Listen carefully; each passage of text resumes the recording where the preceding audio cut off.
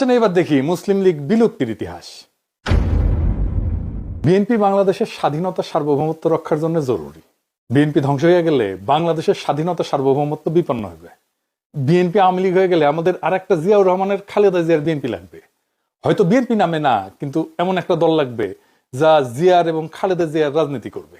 আর আপনারা বুঝতে পারতেছেন যে বিএনপির কোনো ভবিষ্যৎ নাই যদি না তারা তাদের রাজনীতি না পাল্টায়। আপনাদের মনে হইতে পারে যে এটা আবার কেমন কথা, একটা রাজনৈতিক দল না থাকলে স্বাধীনতা সার্বভৌমত্ব বিপন্ন কেমনে হয়।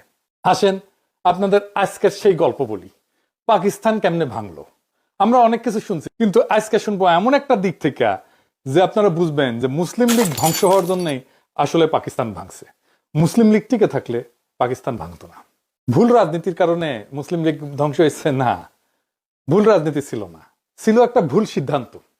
এইটা আমাদের জানা দরকার, কারণ বিএনপি আর আওয়ামী লীগ দুইটারই জন্ম মুসলিম লীগ থেকে।